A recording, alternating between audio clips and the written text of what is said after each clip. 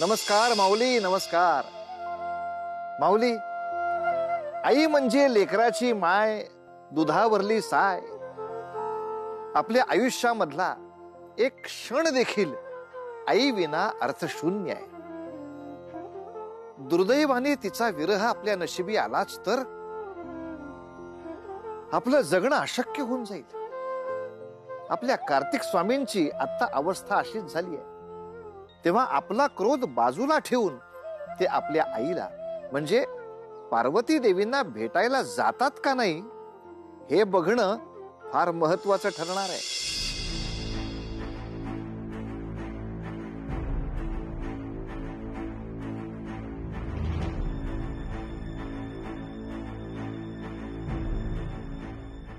स्वामी, स्वामी, अहो काय हा चमत्कार.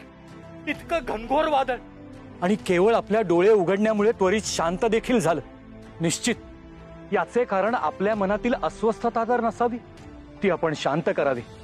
नाहीतर समस्त सृष्टीचा प्रलय होईल स्वामी, प्रलय होईल. हे सर्व का घडते आहे याचं उत्तर मी देखील शोधत आहे. परंतु माझं चित्त देखील शांत होत नाही. सतत काहीतरी खुणवतंय मला. एक अनामिक ओढ निर्माण झाली आहे जी मला आकर्षित करत आहे कैलास भूमीकडे. माझे मन तिकडे खेचले जात आहे. तीनही त्रिकाळी माता पार्वतीने केलेला माझ्या नावाचा धावा मला ऐकू येतो. असे वाटते की ती सतत बोलवत आहे. सत्यव्रत तिच्या डोळ्यातली व्याकुळता आता मला शांत होऊ देत नाही. स्वामी, आपल्याला चंचलपणा सोडावा लागेल. आपल्याला शांतच व्हावं लागेल स्वामी, शांतच व्हावं लागेल. म्हणूनच सत्यव्रत मी निर्णय घेतला आहे. मी कैलास भूमीवर परत जाईन. मी पुन्हा कैलास भूमीवर जाण्याचा निर्णय घेतला आहे.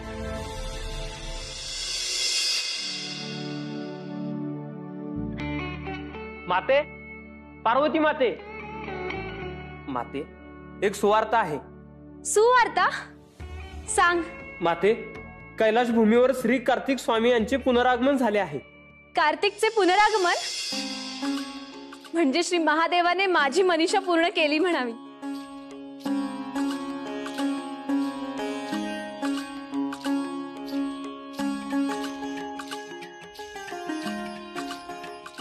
कार्तिकेय, माते,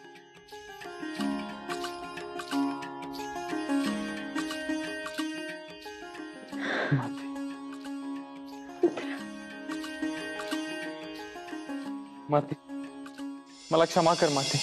क्रोधाच्या भरात मी असे पाऊल उचलले ज्याचा मलाच पश्चाताप होतोय. एका क्षणात मी तुझी ममता, पिताश्रींची महती विसरून गेलो आणि स्वतःच्याच क्रोधाच्या अग्नीमध्ये मी होरपळून गेलो होतो. माते, मला क्षमा कर. नाही पुत्र, तुझ्या या वियोगाने, विरहानेच तर तुझे आमच्यावरील असलेले प्रेम अधिक दृढ केले आहे आणि तुला पुन्हा तुझ्या स्वतःच्या गृही परत आणले. हे महत्वाचे नाही का? सत्य आहे माते. मलाच आश्चर्य वाटते, ज्या क्रोधाच्या आवेशातून मी इथून निघून गेलो त्याहून अधिक तीव्रतेने येथे येण्याचे आकर्षण अनुभवत होतो. माते, कसे शक्य झाले असावे? तुझा विश्वास बसणार नाही कार्तिकी, परंतु हे सर्व शक्य झाले ते तुझ्या पिताश्रींमुळेच. स्वामींना अशक्य असे काहीच नाही. माते, अत्यंत कठीण काळ माझ्या आयुष्यात आला होता जेव्हा तुझ्या आठवणीने माझा जीव व्याकुळ होत होता आणि मला हेच उमगत नव्हते की मी स्वतःहून जर कैलास भूमी त्यागली आहे तर त्यातील घटना माता पिताश्री यांच्या आठवणीने मी सद्गतीत का होत आहे? का माझ्या आयुष्यात हे वादळ येत आहे? का मला इथली तीव्र ओढ लागली होती जी मला पुन्हा येथे येण्यास भाग पाडत होती? आणि हे सर्व का घडत होते याचा अनुमान लावता येणे मला शक्य होत नव्हते. मी पुन्हा पुन्हा सांगते पुत्र, हे फक्त शिवलीलेमुळेच शक्य झाले आहे. म्हणजे? काही वर्षापूर्वी एक घटना घडली होती. पृथ्वी लोकात एका मनुष्याच्या हातून पापकर्म घडले होते. एका श्वानास त्याने अधू बनवले होते आणि मी स्वतः त्यास क्रोधित होऊन अधू होण्याचा शाप दिला होता. कालांतराने त्याला त्याची चूक उमगली व त्याने नेमाने 16 सोमवाराचे व्रत केले व यशस्वीरित्या ते पार पाडले. व त्या श्रापातून स्वतःची मुक्तता देखील केली. आणि त्याच क्षणी मला या व्रताची महती लक्षात आली आणि हे देखील ध्यानी आले की मी 16 सोमवाराच्या व्रतामुळे स्वामींना, श्री महादेवांना प्रसन्न करू शकते आणि माझ्या मनातील इच्छा पूर्ण करून घेऊ शकते.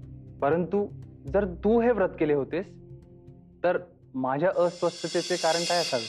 कारण पुत्र, जसे माझे व्रत पूर्ण होऊ लागले तशी तुझी येथे येण्याची ओढ वाढत गेली आणि ज्या क्षणी व्रताचे उद्यापन झाले तसेच तुझ्या इथे येण्याची ओढीची परिसीमा गाठली गेली आणि तुला येथे यावेच लागले.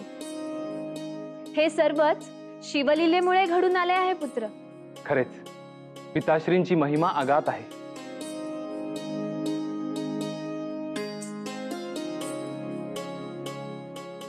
आज एका मातेची तिच्या पुत्र भेटीची इच्छा पूर्ण झाली. हा हर्ष वायू असाच राहो.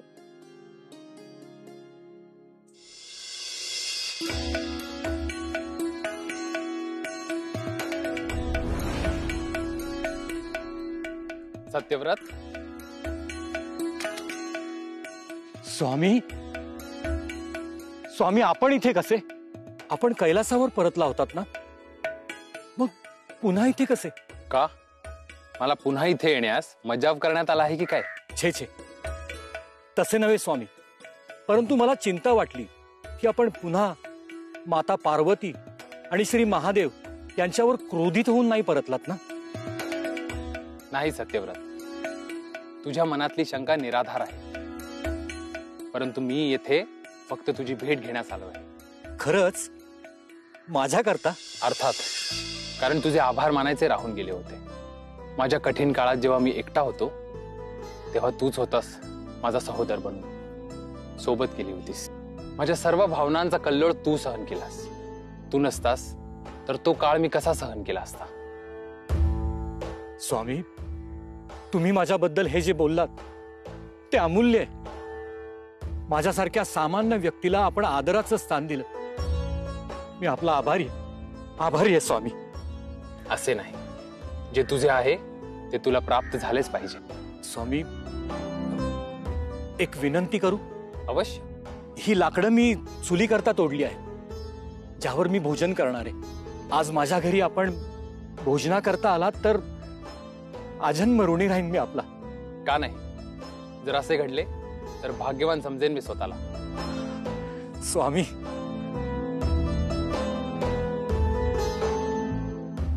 या स्वामी, या.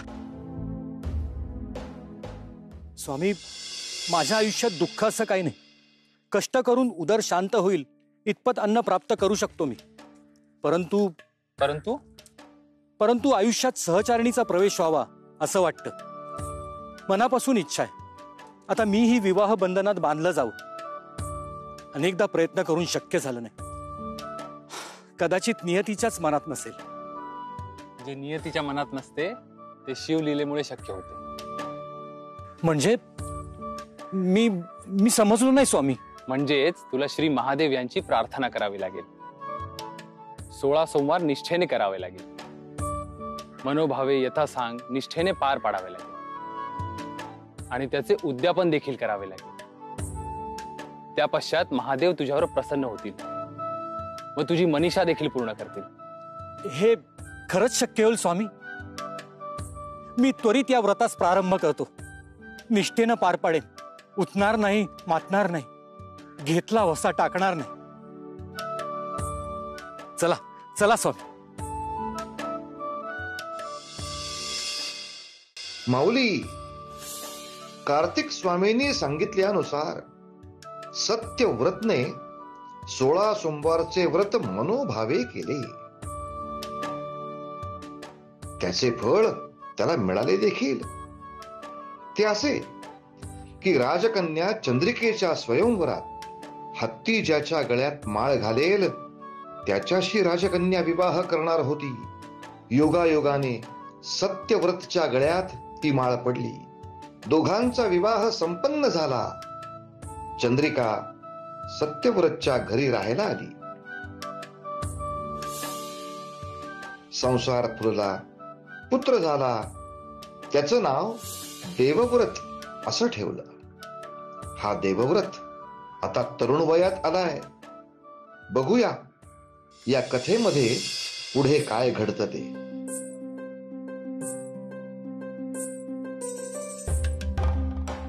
अहो अहो काय करताय, कुणी बघेल ना. अगं असू दे, हे माझं प्रिय कार्य आहे. हे पुण्य माझ्यापासून हिरावून घेऊ नको. आपल्या विवाहास इतकी वर्षे झाली, पण तुमची ही सवय काही अद्याप गेलेली नाही. ज्या व्यक्तीमुळे आपल्या आयुष्यास पूर्णत्व लाभले तिच्यावर प्रेम करणं कसं विसरू शकेन मी. मला तर अगदी स्वप्नवत वाटते. इतक्या मोठ्या राज्याची तू राजकुमारी आणि माझ्यासारख्या सामान्य व्यक्तीच्या प्रेमात पडलीस. आपला विवाह झाला.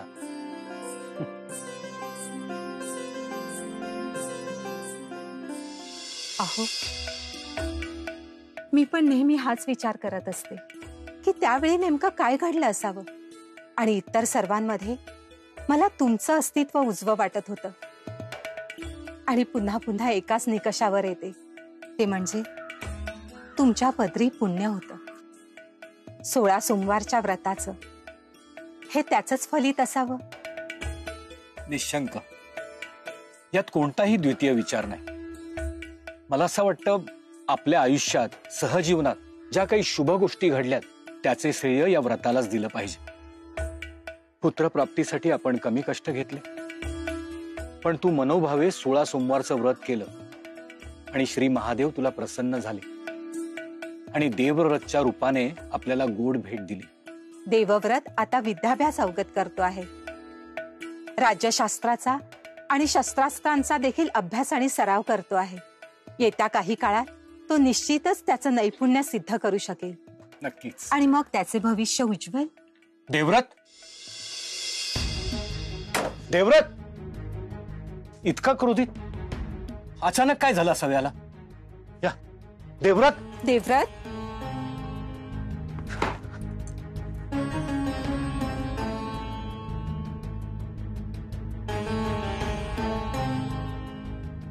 पुत्र देवव्रत, असा क्रोधित होऊन घरी का परतलायस? ही पगडी भिरकावून देणे म्हणजे तिचा अपमान आहे. केवळ विद्या विभूषितांनाच ती अवगत होते जी तू प्राप्त केलीयस. विद्येचा असा अपमान करणार आहेस तू? पिताश्री, आता हे सर्व मला असह्य होऊ लागलंय. मला कुठलीही विद्या नको, कुठलेही गुरुकुल नको. जिथे माझ्या विचारांची आणि कल्पनांची केवळ चेष्टा केली जाते तिथे मी जाऊच इच्छित नाही. म्हणजे नेमके काय झाले?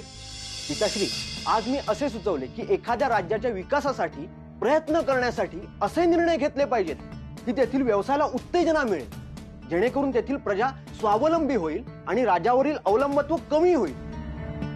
आणि तेव्हाच तर ते राज्य स्वयंपूर्ण होईल. तर ह्यावर सर्व सहाध्यायी हसू लागले, चेष्टा करू लागले. आणि साक्षात गुरुजींनी त्यांच्या समोर माझा पाण उतारा केला. आणि म्हणूनच मी ठरवलं की मी माझे नैपुण्य सिद्ध करूनच दाखवेन. शांत हो पुत्र.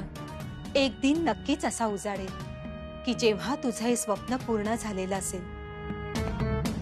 पण त्यासाठी तुला एक आगळी साधना करावी लागेल. होय पुत्र, तुझी इच्छा, तुझं हे स्वप्न जर पूर्ण व्हावं असं तुला वाटत असेल तर त्यासाठी तुला देखील 16 सोमवारचं व्रत करावं लागेल. 16 सोमवारचे व्रत? होय, हे असे एकमेव व्रत आहे ज्यामुळे तुला श्री महादेवांचा आशीर्वाद लाभेल आणि तुला जे हवे ते प्राप्त होईल. पिताश्री, ह्या कुठल्या भ्रामक कल्पना मनात बाळगतात? असं देवाचे व्रत करून काही इच्छा पूर्ण होतात का? आणि मला तर देवाचा नाही, महाराजांचा धावा करणं गरजेचं आहे. कारण त्यांची कृपा असेल तरच मी राज्यकारभार सांभाळू शकतो. पुत्र, उगाच असा अगतिक होऊन विचार करू नकोस. ऐक माझे, ह्या व्रताचा वसा घे आणि न उठता न मातता हे व्रत पूर्ण कर. माते, मी तुम्हाला अखेरचे सांगतो, मी कोणताही वादविवाद घालू इच्छित नाही. मी आता त्या मनस्थितीत देखील नाही. मला प्रवासाला जाण्यासाठी सज्ज व्हायचे आहे. तरच मी महाराजांची भेट घेऊ शकेन. समजले?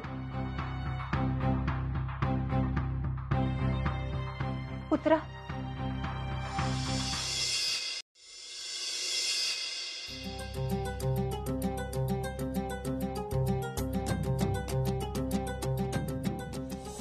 मला काय वाटते, आज आपण येथेच मुक्काम करूया.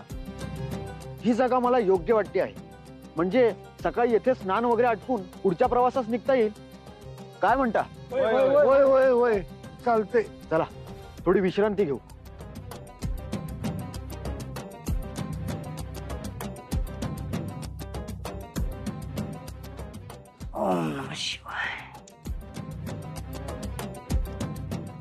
आज खूपच लांबचा प्रवास झाला. काय मग दादा, तुम्ही कुठं निघालात? शेजारच्या गावी आमचे नातेवाईक राहतात. त्यांच्या शेतावर कोणतरी जाणून बुजून शिरकाव केलाय आणि त्या शेतावर अधिकार बी दाखवू पाहतायत. त्याचा सोक्षमोक्ष लावायला जातोय. हे व असे अनेक प्रश्न आहेत ज्यात राज्यघटनेनुसार विचार आणि बदल होणे आवश्यक आहे. आपल्या शेतकरी आणि कनिष्ठ घटकास कोणतेही संरक्षण नाही, अधिकार नाहीत. आणि त्यामुळे जर त्यांच्यावर अत्याचार झाले तर ते कोणाकडे दाद देखील मागू शकत नाहीत. काय रे पोरा, कोण रे तू आणि कुणीकडे चाललास? मी देवव्रत. मी आपल्या राजधानी जातोय आपल्या महाराजांची भेट घेण्यासाठी.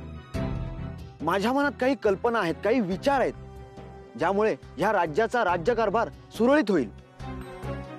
मी माझ्या मनातल्या कल्पना आणि विचार महाराजांना सांगेन आणि ते देखील त्याचा सकारात्मक निश्चितच विचार करतील. पर महाराज भेटतील याची खात्री आहे का तुम्हाला? ते इतकं सहज नाही. सहज नसले तरी अशक्यही नाही, कारण माझी इच्छाशक्ती फार तीव्र आहे आणि मी खूप सकारात्मक ऊर्जा घेऊन जातोय. त्याचा काय बी उपयोग नाही बघ. म्हणजे काय म्हणायचं काय आपणास? भले तुझी इच्छाशक्ती तीव्र असल, पण तुझ्या लेखी कसलं बी पुण्य नाही बघ. त्यामुळे तुझं इप्सित साध्य होणं कठीण आहे. आता तुझ्या आई बापाच्या लेखी पुण्य भरपूर आहे बघ, आणि त्याच पुण्यामुळं आजवर त्यांचं काय बी विपरीत घडलं नाही, होय ना? हो, निश्चितच त्यांचे काहीही विपरीत घडले नाही आणि माझे देखील काही विपरीत घडणार नाही याचा मला विश्वास आहे. एकदा काही रात्र सरली की मी उद्या सकाळी राजधानीत महाराजांच्या समक्ष उभा असेन. पोरा, तुझं सपन लय मोठं आहे बघ, पण पुण्याचं दान कमी पडलंय बघ. बघ प्रयत्न करून.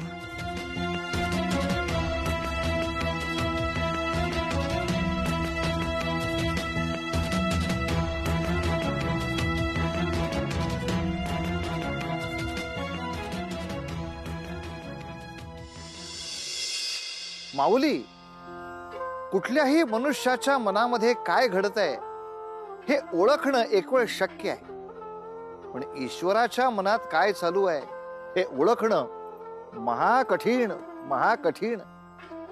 आपल्याला असं वाटतं की आपल्यावर त्याचा वरद हस्त आहे आणि सगळं काही अत्यंत मंगलमय असं होणार आहे, पण अशाच वेळेला परमेश्वर अशी काही दानं टाकतो की परिस्थिती विपरीत घडते. अर्थात त्याच्या मागे त्याची काहीतरी योजना असते, कारण आयुष्यामध्ये आलेल्या कठीण प्रसंगातूनच मनुष्य शिकत असतो, त्यातूनच त्याला खरा धडा मिळत असतो.